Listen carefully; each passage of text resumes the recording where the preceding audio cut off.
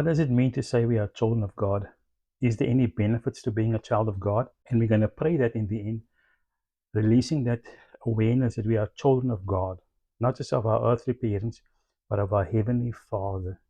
So the scripture says in Psalm 8 verse 2 says, through the praise of children and infants, you have established a stronghold against your enemies, to silence the foe and the avenger. So when we are children of God, it empowers us against our enemy. Who's the enemy? The enemy is Satan, the devil, is the flesh that always goes against the spirit.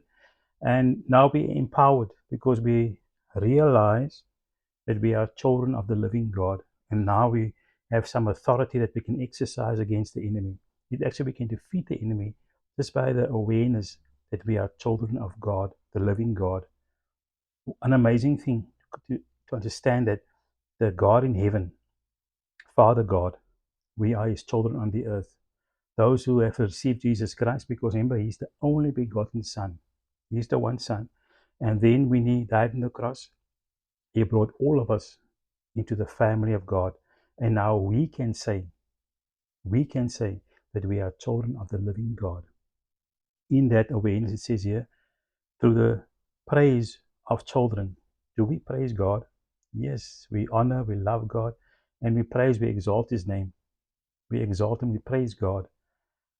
Of children and infants, you have established a stronghold. So when we have this mindset, I'm a child of God, we are establishing a stronghold against the enemy. Remember, he says, you will come with a doubt. You will come with, if you are the child of God. You'll put the if there. You must doubt, but we're not going to doubt the word. The word is truth. That's why we always go to the scripture as a platform before we start to pray. And here it says, through the praise of children and infants, you have established a stronghold against your enemies. Against your enemies, to silence the foe and the avenger. They are silenced when we say we are a child of God.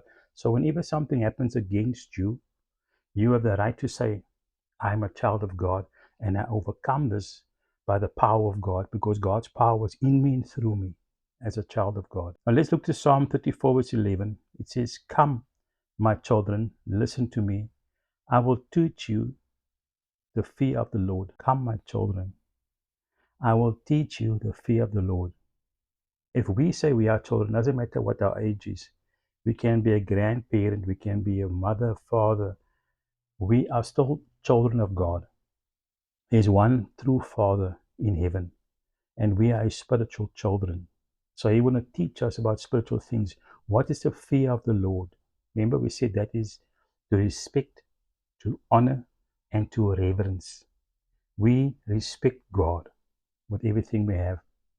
We honor him above all. Glory to his name. He is above everything. So we as children, we respect our Heavenly Father. Like a child will respect their parents, we respect our Heavenly Father.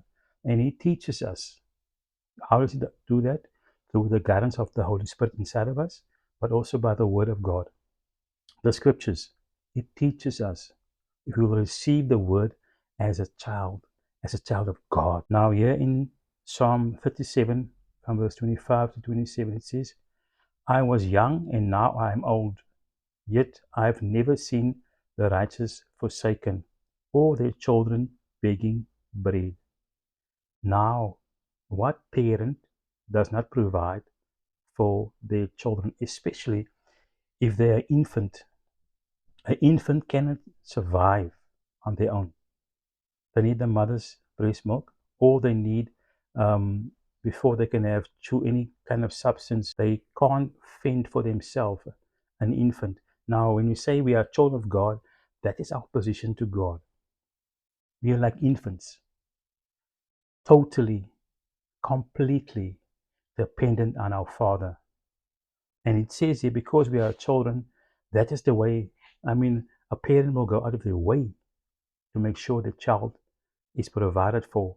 They feed their child. They make sure there is substance, there is milk to feed their child. That's the same way with the Father. He's got that heart over his children to ensure that they are provided for.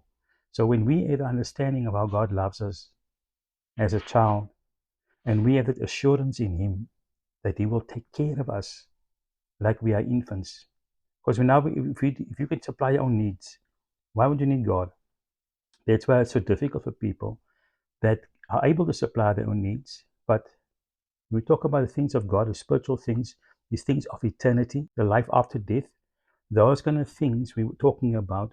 So money can't buy those things, or our own provision. We can't provide those things for ourselves. Our eternity, our future, we cannot provide for it for ourselves. We can provide for things here on the earth,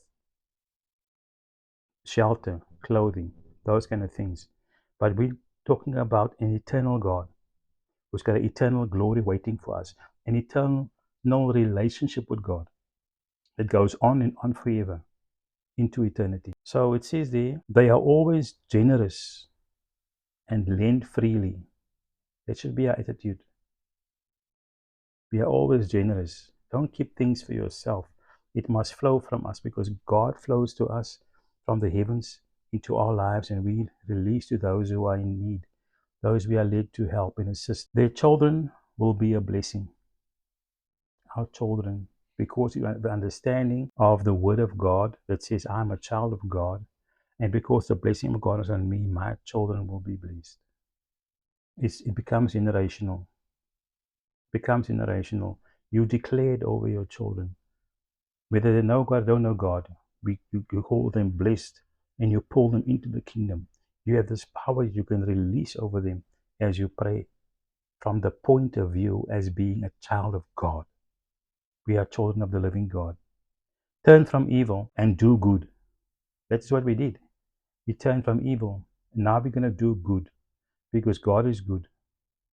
We don't want to go doing what child, and it happens in the natural, where children defy their parents, they rebel against their parents, and they do the opposite of what their parents want for them. Good parents. Now we got a good Father in heaven who's given us His word to teach us what is right and wrong, what is evil, what is good. We still have to make our own choice. We choose to do good and to run away from evil. Not what we think or what the culture says or what the law says of our nation says, but what the Word of God says. What God says is good. What God says is evil. So we're going to look at this in two parts. The following session will also be on being a child of God. So now we're going to pray about the things we just discussed and the scriptures. All the things we're going to pray, it was covered in the scriptures we went through earlier. So it says there, praise God continually. We declare, Father God, that we will praise your name, we will exalt your name continually. It will come out of our mouth how good our Father is in heaven. We are a child of God, and we praise the name of the living God. God is a stronghold and is an establishment against my enemies. God is a stronghold which I go into as a child of God, and there I am safe. There we declare our enemies cannot touch us. We silence our foe and avenger, because we are children of God. We speak against the foe, the enemy, Satan, the devil, and we say, silence in the name of Jesus. When you speak against us, you bring lies against us. We can declare silence over the enemy in the name of Jesus, because we are children of God. We have a healthy fear of the Lord. We know that our God deserves honor, respect. He is a holy God. He is a holy Father, and we honor and respect Him with everything we have in Jesus' name. We will never be forsaken by our God, no matter what we go through. Our God is always with us. A Father, our Heavenly Father, does not leave His children. He says, I will never forsake you. Doesn't matter what we are going through, we are never forsaken. We are never let go of our God. He's always there covering and protecting. Though we are never alone because of that. Even His Holy Spirit is given us forever to indwell us. We will never beg for bread, even in times of famine, because our God has provided for His children. begging, if even if the country, even if the world goes into a place of famine where there's nothing on the earth, our God supernaturally will provide for his children. We don't have to beg for bread.